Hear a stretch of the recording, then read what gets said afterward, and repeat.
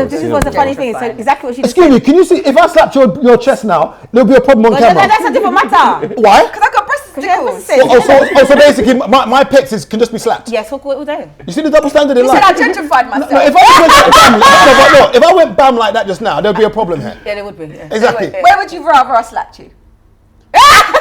So there you go. Exactly. People would be saying, how can they support the channel? Chiso, buy Chiso. I've got tops, I've got hoodies, I've got the Dragon Ball Z tees, like the Pain and Full Star tees. You lot can support, buy some of the merch. I'll be able to churn out more content. This one I'm just waiting by myself for the moment, and I'll bring out more colours. Please support. ChisoLifts. But where did you get the cliff though from? ChisoLifts. So I saw the chiz and then the. Okay, where did the cliff come from? Yeah, because the Chisel. And these and the lift. these times she know me for a very long time before I even used ChisoLifts as my app. No, but I have to see you up, but you don't shut up. So all this time you've been thinking his name was Clifton all this time? No, I think I've always known it was Chiso, but for some reason that day when I was reading it, I said to her Clifton, and she goes, who the Clifton? I was like, okay. Well, obviously you know him as Chiso, right? Yes, of course. Oh, okay. And obviously you're Irene's cousin, so I know you also as Chiso, Irene's cousin. Okay. Although I didn't know you was her cousin straight away. He wants to use that to run jokes. That's why. No, I'm not. I'm just wondering where Clifton came from. Because sometimes people call you Chris. Yeah, that annoys me. Because Chiso, Chris. No. No, I get it because there's a CHIS and then we missed his R out. He doesn't know how to spell his own name. Instagram, just remixing his name, you know. Instagram. When people message me and they're like, "Oh yeah, Chris could," instantly I ignore it. Like I won't reply just because of that. Because I'm like, if they can't read it properly. But also, what you have to understand is that some people don't actually have their names as their Instagram tag. Yeah, but the thing it might be like Dog Lover #1, and you're gonna be like, "Hey, Dog Lover." No, but instantly it says Chiso. So why would you take a random guess and say Chris? You should say, "Hey, sir," or "Hey, so." Hey, babes. But don't you think that nobody ever really reads half of the things on it? I know people ask me questions like, there's a thing, they'll be like, oh, so where is it? It says it on the, you know, where it is, what time it is. So who's doing it again? But it says it all in the information. People don't pay attention. But if someone sent you an email and said they put TERRY, they do it all the time. Would you take offence to that? No, say to Mr. Taylor. So you literally, in the email, you would put in there like, hi, it's Terry with the I. Yeah, always, yeah. And the same if someone put KELLY, would you? I would pull them up about it, yes. Yeah. But also, my government name is KELLY. Oh. And my performance name is KELE, whereas your government name and your performance name are two different names. So seriously? Serious? Actually, we're getting to government names anyway. Because I don't people like. Okay. You can Google me. So have you said it in public? Do you say it in public? You can Google it. It's on once you Google my name, it comes up. But out of curiosity, why did you go with Terry? Because at the time, do you know Tony Braxton? And I was kind of tomboyish, but I wanted to be a bit older. So the Tony Braxton, Terry Walker. Because my real dad's surname is Walker. Okay. My when my stepdad, who adopted me when my mom got married, German, it's Chanel Gestettenbauer. So it's a whole different name. Go back, wait. That's Gestettenbauer. Show. Chanel Gestettenbauer. She's German. Oh, you was born in. I was born in England. Okay. But my stepdad, he adopted me when I was. Well, he didn't adopt me, but like. I'm never going to try and pronounce it. Okay. She could call him Gustenberger, that's what she called it. No, obviously Cliff though, I'm just saying. You got jokes today. No. Wow, comedian. No, I'm just trying to. Gestettenbauer. Gestettenbauer. No, Gestettenbauer. Gestettenbauer. No, Gestettenbauer. Stetten. Yeah, Gestettenbauer. ST? Yeah. Gestettenbauer. Yeah. Wow, I would never have known. Yeah. How long did you live in Germany for? From the age of 4 until I was 18. 4 to 18. So that means, silly question, you can speak fluent German. Ich spreche fließend Deutsch, ja? What was that? Ich spreche fließend Deutsch, ja? Unterhose. I never know if that's real or not. You could be making anything up. Like, any Germans watching this here, can you just see whether she's saying? Natürlich. What you say? They translate for us. Ich würde gerne Unterhosen. Ich bin in Regensburg aufgewachsen, ich bin in England auf die Schule gegangen und ich singe und ich mache das bin ich, ja? You know what? That sounds sexy though. Not like, oh my God. It never sounds sexy. Everyone says, no, I think when you learn it at school, they teach it to you quite harshly so that you can get the pronunciation. But like from my sister speaking it and her mum, they speak it really delicately. It sounds almost like Italian sometimes. So what made you move back to England then? Oh God, I think I was being really naughty in Germany actually. I wasn't really doing school stuff and my mum was like, you need to go back to England and be around your family and da-da-da. Because when I was in Germany, I was just I was one of those black people that just thought I could wash my hair and go, and it would just shrink. Trust me, very off key. When I come back to England, everyone kind of set me straight again. Now you're black, and just not that I didn't even know I was black, but more like you can't do you can't do certain things.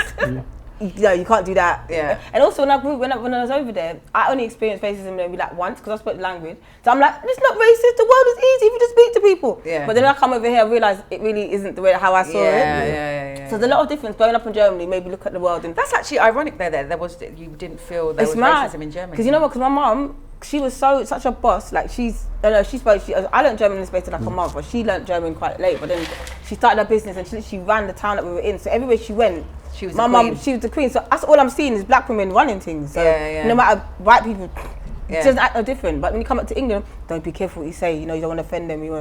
I never understood that. Yeah. So so it's all about experiences, isn't it? Really. Don't you know to travel is one of the. Look at she put on her.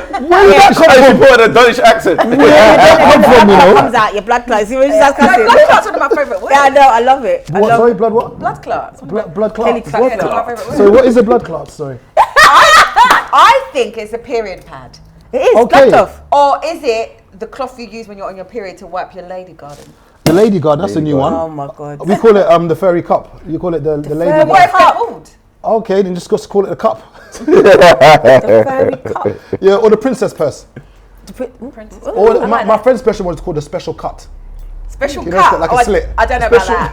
When I was a kid, cut. my mum used to call it my butterfly. Okay. Butterfly. Yeah. Okay, interesting. Because, like symmetrical, like butterfly. Yeah, that makes sense. Yeah. Your vulva. Miss Biggs, what year did you drop your first single? God. Are we starting? So look, we're ready for a long time. It's all. Shut up! I'm going to check. Okay, no. It's all on there. Oh my God! No, That's good. I like that though, kind of, because it means it's easy. You tricked her. Yeah. Mother. I was just letting flow. You said you were setting up. I thought he was testing the mic, and the man's gonna be like, "Welcome to another, episode of." No. He said it They're getting to see the real Kelly. He said Clifton. Today we, Kelly the Rock. We're gonna fight. All right, bye. We're gonna fight. Where the camera goes. Sorry, guys. Yeah. So what year did you release your first single?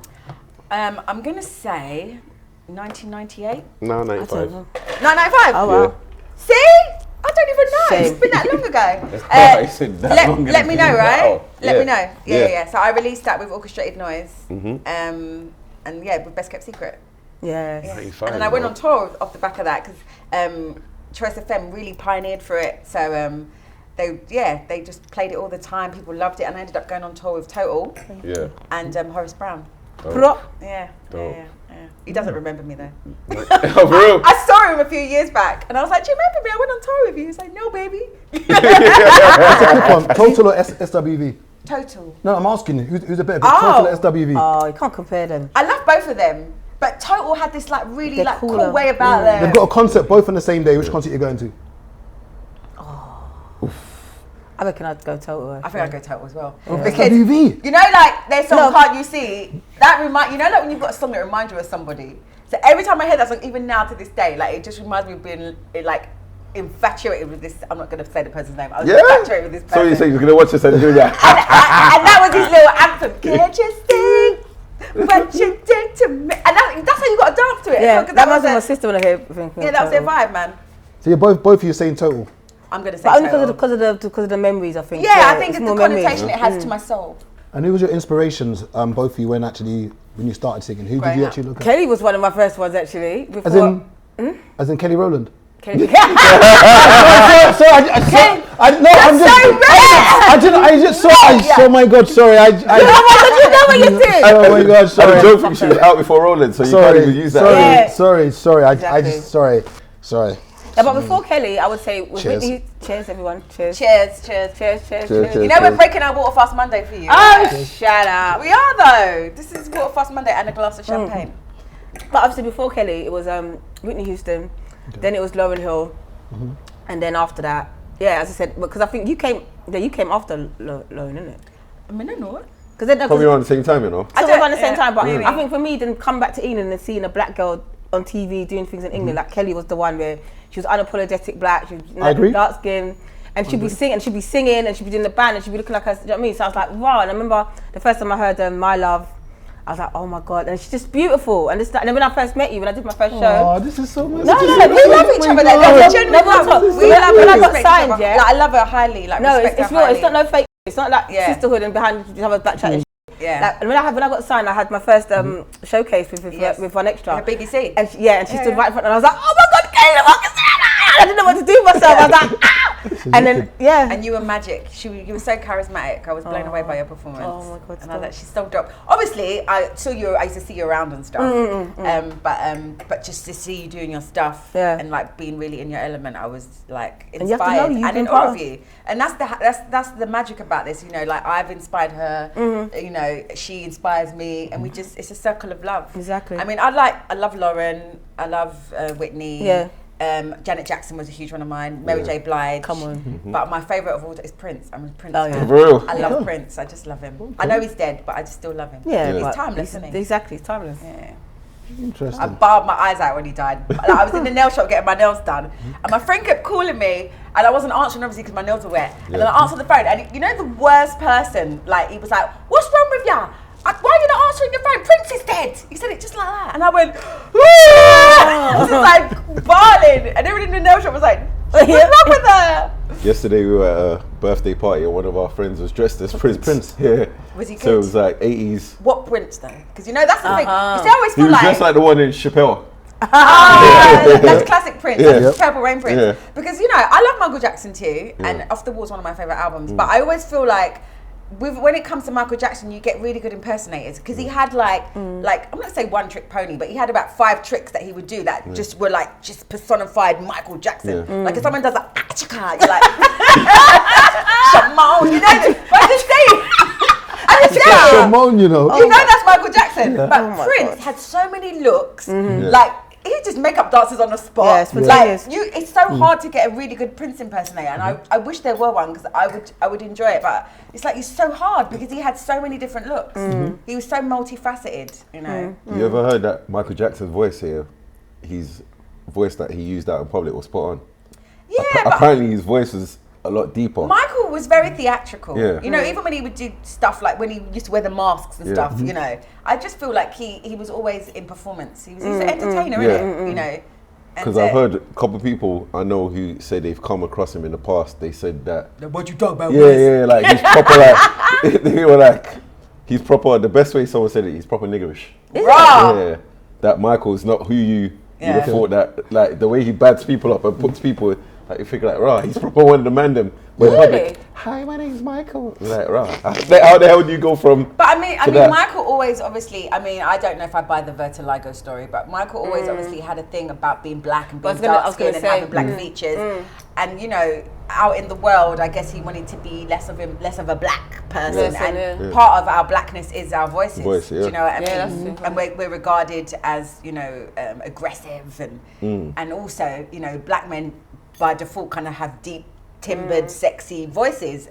Chocolatey velvet, and he just, you know. Gabriel puts on his voice still. What was that, sorry? What was that? That was where you're fold hoovering the ceilings and you turn that octave, hoovering the ceilings. But why did you ladies actually go into, because the first song I heard of yours, maybe it wasn't the first, was My Love. That was the first sort of What version? Which version? I heard the garage version first. Yeah, you're way behind. Yeah, that's the first. Remember, I'm a bit younger than you guys. You know, I'm 32. You're 30 what? 32. That Is he 32? Face. Hell I'm no. 32, so obviously, I know someone's got, why you laughing? Why can't I be 32? I'm 21, so I'm 21. You can be 32. It was. I'm 21, so I don't He know. identifies the face. Yeah, exactly. 21, yeah? Exactly. No, but then you look young though. Oh, You look well, young. You look young, definitely. I feel young. We all look young. Yeah. Because black don't crack. He identifies face. Black doesn't crack. Like, that's like, if God said, what colour do you want to be? I'll be like, black, please. Yes, yeah. So you both come back again being... 100%. A woman, no, I don't want to come back as a man. Yeah, 100%. Oh, so you're saying being a black man's a lot harder than being a black woman? I agree. I think so. Interesting. And I identify... They might drag you in the comments for that. No. I do think it's hard being a black man. I do. Yeah? Yeah, I do. Why would you say that? Because you guys have to go extra harder. And you know, I feel like even in regards to like simple things like the amount of times you get stopped by the police and stuff like that, and you know, we're talking about it more, but kind of like mental health in men and in black men in particular, and statistics show that black men are more likely to, you know, have breakdowns and commit suicide, because we're not talking about things like that as black people, because it's you know, kind of taboo. Yeah, it's kind of taboo. You have to be stronger. You can't, you know what I mean? You got to get on. It's like you're a human being. Yeah, exactly. So I say it like that. I say it coming from love. Wouldn't you argue and say that as a black woman, I use my words carefully by saying you almost have two strikes, one being black and one being a woman. Yes. So do you not feel that you're more marginalized in the sense of being a woman and being black? So let's talk about you being as musicians. Do you know, this is the thing, as I kept saying to you, like, because I grew up in Germany around white people. I remember seeing Whoopi Goldberg, and like I remember when Sister Act 1 and 2 came out, and I remember seeing Whoopi Goldberg being one of the first people, and in Germany, everybody loved Whoopi Goldberg. And remember, and beauty is an eye of behold. I think she's beautiful regardless, but she didn't have the looks that, you know, like how Beyonce's got the blonde hair and the contours of her nose, and she looks more like her. But like Whoopi Goldberg was loved and respected. So when she introduced Lauryn Hill to the world, for instance, in Sister Act 1, and no, Sister Act 2, I just remember thinking, wow, we can do anything, because everywhere she went, people loved it. Everyone knew who Whoopi Goldberg was. So I never understood this whole thing of, when I look at Grace Jones, when I look at Whitney Houston, when I look at Aretha Franklin. Aretha Franklin wasn't a small size. She was quite a big woman by the end of her. Still one of the most respected women in the world. So when people say this to me, I never understand it, because I'm focused on the people. Those are the people that made me want to sing, and I end up getting signed, doing whatever, traveling the world, doing whatever I wanted, because I focused on those women, not on people telling me that I'm not good enough. So that's how I mean. It exists, but I've always been someone that just doesn't have a chip on my shoulder about it. I just feel like that's your problem. You've got a problem with being black, and you've got a problem with being a woman. That is your issue, 100%. Not my issue. The moment I make it my issue, I've already kind of like put a barrier against myself. Do you know what I mean? So I don't really give a shit about any of that stuff. You know, that's your problem, not my problem. Yeah, you know. And I will call people on it, but I'm not going to have a chip on my shoulder about it. I understand how the world works. You know, say don't hate the player, hate the game. That's it. Do you feel as women, when it comes to payment in regards to, let's say you're doing live performances or payments in general, have you ever been on bills or on like shows where, for instance, you've heard how much someone else has got paid as a guy, and maybe how much you have been paid, or maybe how much maybe a white woman has been paid to how much you have been paid? I have been in that situation before, but I don't feel like it was because he was a guy and I was a woman. I feel like they valued him more because he was more current than I was. But what I don't like sometimes, and this happens a lot to me, is that people would discredit me. Like, give me my flowers. Like, I've been in this game coming on 3 decades. When you say discredit you, explain what you mean, sorry. So they will say, like, so basically, I had a gig, right? It was abroad. I'm not going to go into names of places. But I had a gig. It was abroad. They said, how long ago was the gig? Sorry. For about. I've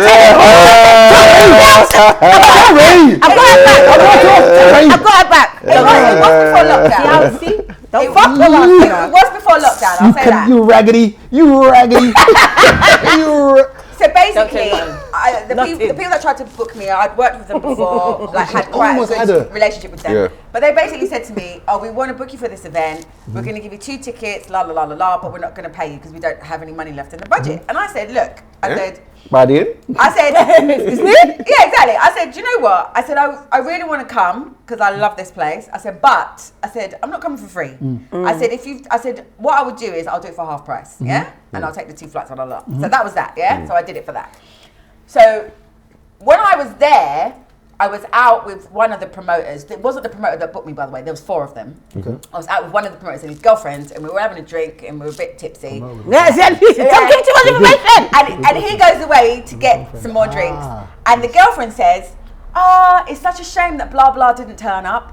And I said, "Oh, he didn't come." And she was, this is another artist, and the artist I'm speaking of. And then she was like, "Yeah, you know, and we paid him 25 grand and got him a private jet."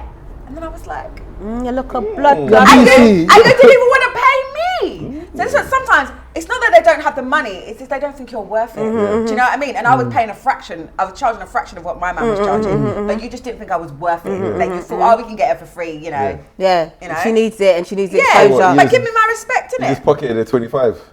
Yeah, and didn't turn up. And then they saw him on Instagram. Serves them right. Posing up with someone else. Serves I'm not them going to say right. he was posing up with, but yeah. Serves them right. But this is what I'm saying. This is what I think my thing is, because this thing where I started this thing called the Melting Pot. I've got a radio show. Yeah. I've been doing it for 3 years on Soho Radio, and I've got my night that I do once a month. And I've had people like Kelly, Deneo, Omar perform. And the thing is, my thing is, we have to lead by example, because when we keep allowing these people to tell us that this doesn't work or there's no audience for you, when we know that we've actually, because the Melting Pot, every seed that's been planted has allowed these other people to become big artists from our backs, isn't it? So now next minute, so I can't be on the same board as this person. You want to make them feel more important than me? Like, doesn't make any sense. Yeah.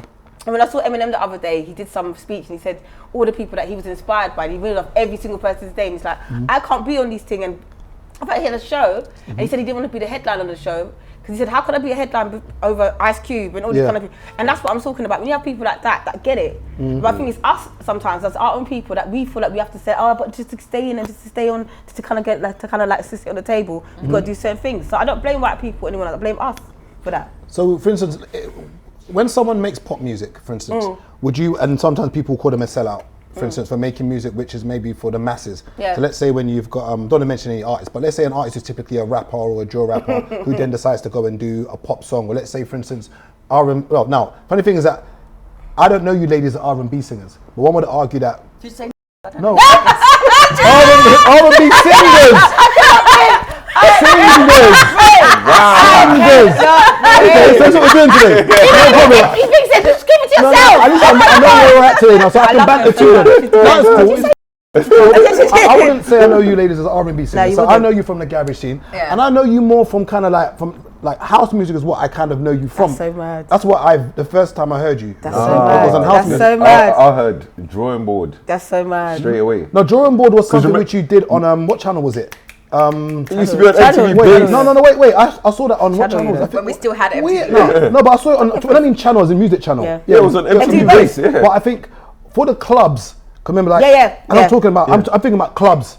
And from the club scene, it was house music where I kind of heard you from. And from you, I heard you from garage. Now, but now you're telling me now that you're obviously, that you would, not saying you would put yourself in a box and say you're an R&B singer. No, never. Exactly, but my question now is that, how come you ladies sort of, as far as I'm concerned, I could be wrong, but maybe went more the house garage route than maybe went the R&B route? Do you want to say first and I'll go next? And I could be wrong. I'm not saying I'm right. You're not wrong. But I'm saying from an outsider looking in, I don't know you ladies personally, but I know you from garage, being the Sticky remix of Things We Do, My Love. So anyone who knows those two songs, this is the lady. And I know you from Heartbeat. That was like the first kind of thing I heard. I've got such a big story for that. I was like, well, who's that? So one day I asked the DJ, like, who's singing that song?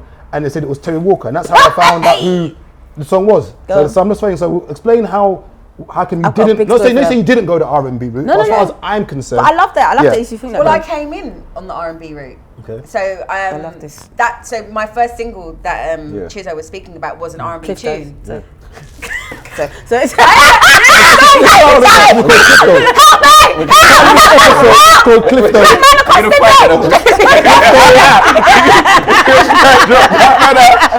I'm joking. The black man attacking me. I'm joking. Police are here ready, you know. More than black man, they need to pull up.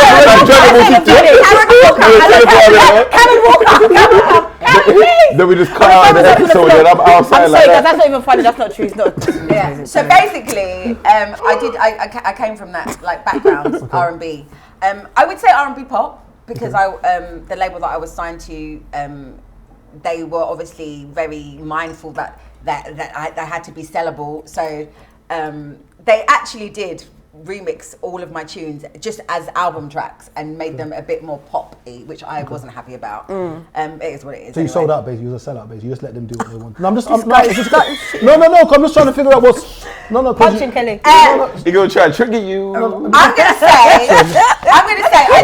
I think selling out is when you go along with it. And you're not right. I wasn't happy about it, and I didn't go along with it. But you have to remember what I was signed when I was very young, and when anything I ever kind of did like to say, oh, no, I don't agree with it, because you know, I consider myself to be an artist, and I think my record label at the time, which was First Avenue, and then I was licensed to Polydor, they were very used to manufacturing, like they got talent, but they would put groups together. So maybe sometimes they got girls that couldn't really sing, but they had the look.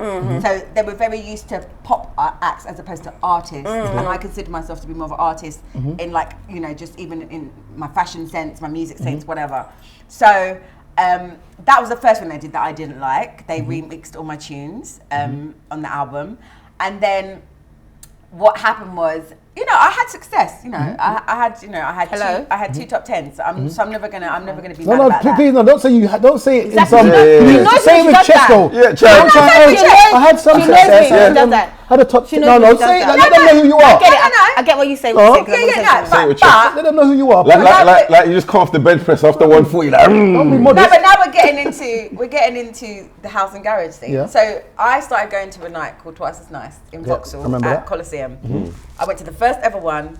It was on a Sunday, and I've been Gas Club a few times. It's so mad. I remember Gas Club. Wow. One of the guys who I used to go to school with, he used to work on a stall in front of my granddad's shop, because my granddad had a shop in Green Street Market, in Upton Park. And he, you know, he's a white guy. And he's like, "Have you heard Garage? Have you heard Garage?" And I was like, "What?" And then he played me, and I loved Jodeci, and so I was just mortified. He played me Jodeci, "Freaking You." The how me now can't beat now. I was like, "What is that?" I was like, "What the fuck?"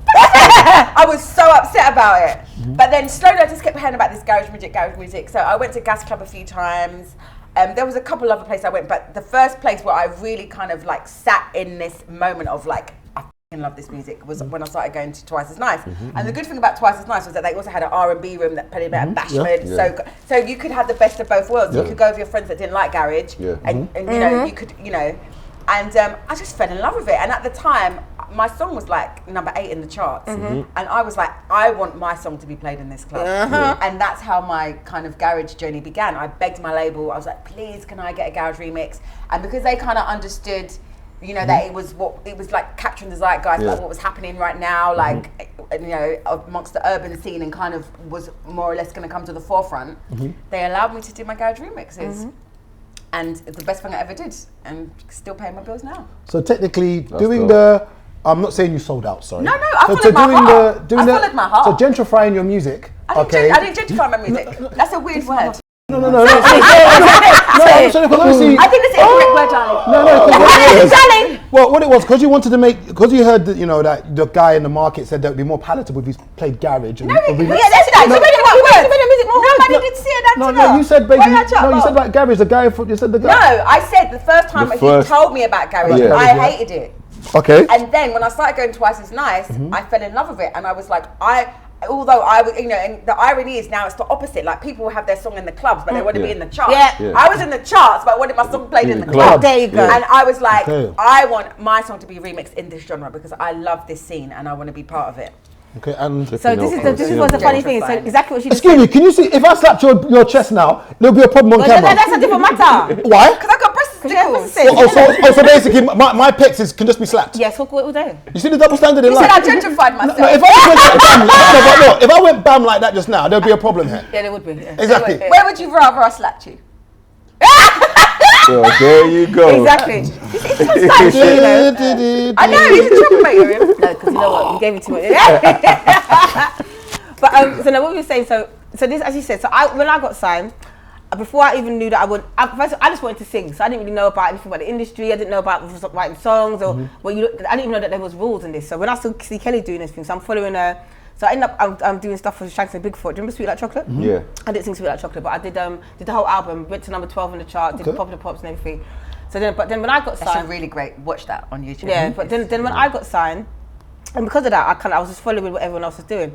But I didn't realize I even had a name in the garage scene because of that. So when I was managed by somebody that just didn't really understand what they were doing. So I left and found my own voice.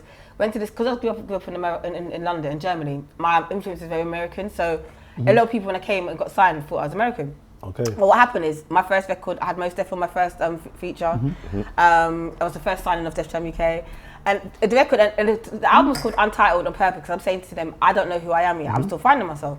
But exactly what Kelly said. So my family, as much as I grew up in Germany, my family is very bougie, very hood, thinks everyone's this is dead. They're from South London, isn't it? Yeah. So everyone South London people, everyone's dead, and everyone else is rubbish, and they're the best in it. So I've grown up around that. My mum was the same. Like, even my mum would write rubbish on CDs when I bought rubbish, crap. What is this? Like she would say to me, my dad was like that. Yeah, my mum would be like, oh, what are you wearing? You look, oh my God, off key. So I come from a place where everyone had so much opinion, but I knew that I could sing and I managed to get signed. So same thing. So I'd be hanging out at one point when I left the label, the industry. I thought, and I was hanging out with my family and friends, and I'm realizing people know who Terry Walker is. Oh, we love Terry Walker, but no one plays my music. Yeah. Oh, Dry, no one really cares about. We love you, but Dry, no one plays that.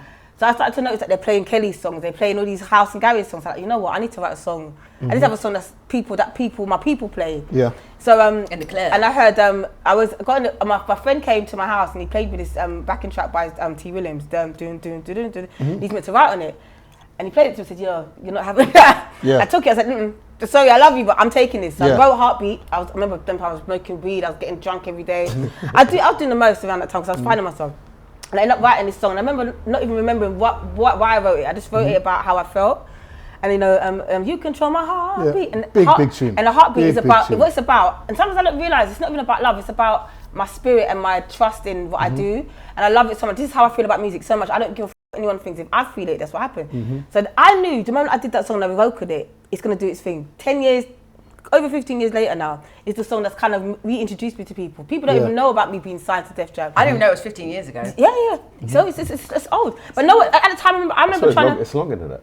Yeah, it's longer than that. I remember one time being in the club and saying to someone, oh, play this song. They were like, nah, we're not going to play that. Yeah. Now that's the song where people are coming back to me and say, that's what they know me for. Yeah. People don't know that I had a song with Most Def. People don't know that I've done stuff with Goldie or, that I've got songs. I didn't know that till I Googled it. Yeah, literally. She's in a group I with knew- Nicole I Ray. knew- Nicole Ray, remember Nicole Ray? Called Lady. Yeah, I know. There's a Make It Hot. The song called Make It Hot. Yeah. Nicole Ray, Okay. Dame Dash, I've been around Dame Dash, Salam Baby, who's done Nas, Amy, Fuji's. Yeah. So, but my point is like this, like when I got into it, I just wanted to sing. Once I understood the industry, I realized, you know what, these people, they're going to try to give us a narrative of that we don't matter. They use us. Yeah. And that's when I start to think, so when people can say, oh, you sold out, that's why, when I end up going down the route, when I started listening to that, thinking I needed to make a hit, that's when my whole thing fell off. That's why I had to forgive my Whoopsie Daisy, I had to forgive myself because like, when I got into this, I never cared what people thought, but the moment I started caring what people thought is when everything fucked up for me. Okay, but what is important though, because I was talking business about the percentage of the demographics in the UK. Yeah. So for instance, as black people, we make up 3% of the UK, 10% or 11% of London. Yeah. Now, which means there's a whole 90%. People of colour, we are the majority in the world, and we need to stop calling ourselves a minority. And also, no, in the UK we may be, but our influence may be bigger than our percentage. But my point is that if you're going to make a track, okay, and I'm a label and I'm funding this track, okay, would it not make sense for me to try and make you more palatable to the... But this is the problem, this is the thing. Is Wizkid making himself more palatable, or is he just making his music? Is Burna Boy, he's just making his music. But back then though... Back then, when I got signed, I was the first them time I had a bum and everyone was saying to me, oh, you need to look back. The white people telling me to lose weight. Funny, even black people know. Someone saying to me, I need to lose weight, I need to stop being so black. No, because remember bums, that is too funny, you know. fashionable. Shape wasn't fashionable. I got sent to Fat Farm, I'm telling you. Yeah, they were telling me to lose weight. Like, what do you mean? As in the labels kind of said you need to kind of... It went called Fat Farm, but the equivalent and then they were telling me that I was too black, that I was too black, that I'm too much shape, but I need to be a certain way. That's why I was wearing weaves. Not nothing wrong, by the way, you love you wearing weaves, but no, it's just my hair. No. Why do you say Let me finish, because I had natural hair is longer than I fucking weave. This is the thing, but the thing is, it's a choice that you do. But I think for me, they made me feel like I have to look a certain way for me to sell. It's a choice. Kelly can have natural hair and be no makeup. She's beautiful regardless. But we know this about ourselves. A lot of these other girls don't know that because they never went through that. So I don't want it to come like I'm saying that. Yeah, you know what I meant to say. Because I think it's like things. I don't have a thing against it. But I'm saying when I got signed, I remember when my first album came out, from Amy Winehouse to Cohen Brady Ray, everyone was like, yo, your album inspired me to do things. Next minute, all the labels started kind of copying my not copying, but they copied the blueprint of the band, and I remember thinking to myself, these people, everyone would ask me for advice and ask me for my cosign, but when it came down to supporting me, no one would ever do it. And that's when I started to think, oh my God. But that was my fault because I believed the narrative that they were saying us. So when they say this 3%, if we don't cosign something, if we don't really think about, even you look at Ed Sheeran, if black people didn't say that he was dope, he would have done well, but he's doing big because we took him in first. Next minute, he's become the biggest thing because he became something across the world. So hence why Stormzy's so big right now. But do you know what's funny? I said that in one of the episodes and people shot me down. When I was saying that basically Ed Sheeran was basically on the scene doing remixes of black music. Yes. Okay. And he does a little yabba yabba yabba. Yeah. Like, and don't get me wrong, Ed Sheeran is a very good artist. He does it really well. It's a wee problem in the fact that we hear people doing the ordinary stuff that we do all day long. It's like when you get a... It's I'm gonna come for me again. Elvis all over again.